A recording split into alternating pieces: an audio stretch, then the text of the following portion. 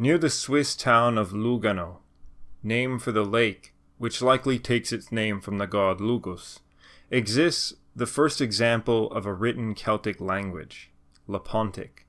The first written examples of this language appear in the 6th century BC. There are about 140 known inscriptions made between the 6th and the 1st century BC. The script is borrowed and modified version of the Etruscan alphabet, which itself developed from an early form of Greek. So the Lepontic Celts would have had close connections to the Etruscans and likely their linguistic cousins, the Rati. They lived in very close proximity. At one time thought to be an offshoot of the Gaulish language, it's now recognized generally that Lepontic likely developed independent of Gaulish from a Proto-Celtic origin. Though the earliest known stone carvings of Lepontic date to about the 6th century, it was likely in use before this time in other mediums such as wood. Many of the surviving inscriptions are from funerary stone markers. The alphabet uses a single symbol to represent two sounds in some cases. Take the use of K as an example. It represents both C and G. Thus, if written in Lepontic, Lugus is Lucus, and transcribed into Latin is Lucus. This holds true in later Celtic languages as well, such as Old Irish. When Lug is written in Latin, it is spelled Luc. This is evident also in Celtiberian and Galatian examples. Likewise, the symbol for D and T is the same.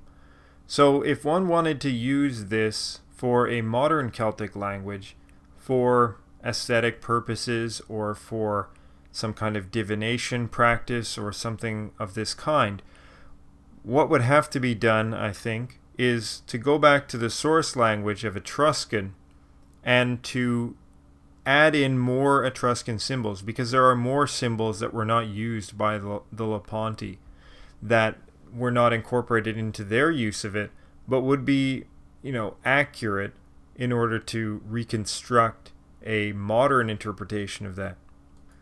It would be possible, of course, to write out or transcribe modern Celtic languages into using this script, but it would be more difficult to read. More interpretation would be necessary. For some purposes like divination practice, that would be acceptable, but for simply writing in it, it would be cumbersome, I think.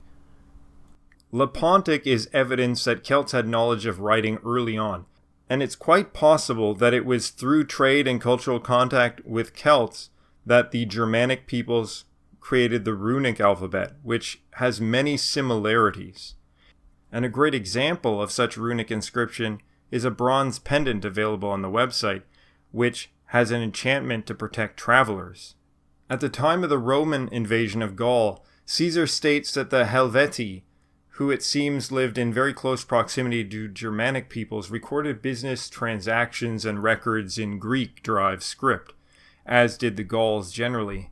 He attests that the Druids also make use of writing, though he specifically said it was forbidden for them to write down any sacred knowledge. Now, the script or the alphabet that Caesar is talking about in relation to the Gauls is not the Lugano one, but is in fact a later Greek script, the Common Greek, that's used by a colony in Marseille, for instance, in southern Gaul. So this is what he's referring to. However, it's very likely that the earlier script that we have evidence from Lugano was used probably in a wider region than simply Lugano, and was used at a very early stage and probably spread to various other groups, including possibly Germanic peoples. Of course, there is other groups of people that could have brought it to Germanic peoples. Given that various Celtic groups were interacting with Germanic peoples throughout the entire Iron Age, and given that at least some of these Celts were in possession of an alphabet similar in many respects to Futhark, it seems at least possible that the basis for this writing system was in fact transmitted through exchange with Celts using an Etruscan-derived script. Now, upon the Roman conquest of Cisalpine Gaul, The writing systems seem to have gone out of use, and likely the language also entered into a state of decline.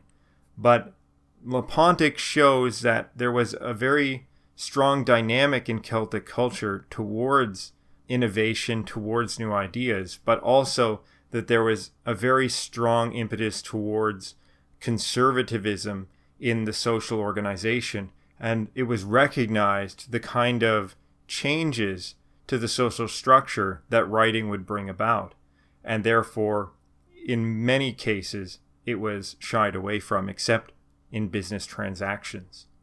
I hope you found this very interesting. I'd like to give a big thanks to my Patreon subscribers. If you'd like to support the channel, please check out the Patreon page. You can also give a donation through the website. And of course, check out the great pendant that's available. Diolch yn fawr iawn am wrando, ac fel bob amser, sefwch yn dal.